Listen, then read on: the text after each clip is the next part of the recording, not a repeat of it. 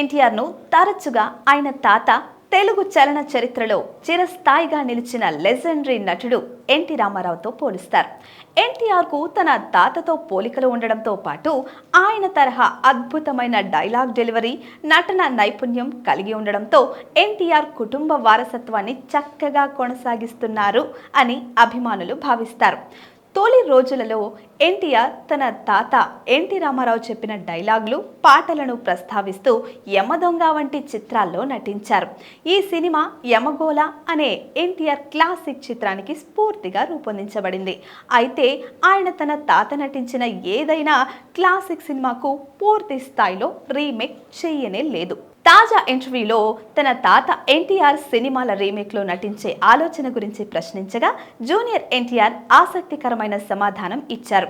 నేను ఖచ్చితంగా రీమేక్లో నటించాలి అని అనుకుంటున్నాను. అయితే నాకు సరైన నిర్మాత, దర్శకుడు దొరికితేనే ముందుకు వెళ్తాను. నా తాతగారి పురాణ గాథల ప్రాముఖ్యతను బాగా అర్థం చేసుకొని జాగ్రత్తగా ప్రాజెక్టు ప్లాన్ చేయాలి. సరైన అవకాశం వచ్చినప్పుడు తప్పకుండా పరిగణిస్తాను అని ఎన్టీఆర్ పేర్కొన్నారు. ఎన్టీఆర్ తన తాత ఎన్టీ రామారావు పౌరాణిక సినిమాల్లో నటిస్తే అది నందమూరి అభిమానులు, సినీ ప్రేమికులు అందరికీ ఓ అద్భుతమైన అనుభూతి కానుంది. కానీ ఈ కళ నిజమవడానికి ఇంకా చాలా సమయం పట్టేలా ఉంది. ఎన్టీఆర్ ప్రస్తుతం హృతిక్ రోషన్ తో పాటు ప్రశాంత్ నీల్ దర్శకత్వంలో డ్రాగన్, అలాగే కొరటాల శివ దర్శకత్వంలో దేవరాటు సినిమాలతో బిజీగా ఉన్నాడు. తదుపరి 3 సంవత్సరాల పాటు ఈ ప్రాజెక్టులతో ఆయన పూర్తిగా బిజీగా ఉండే అవకాశం ఉంది. Please subscribe to the channel and download the Politicos app from the links in the description.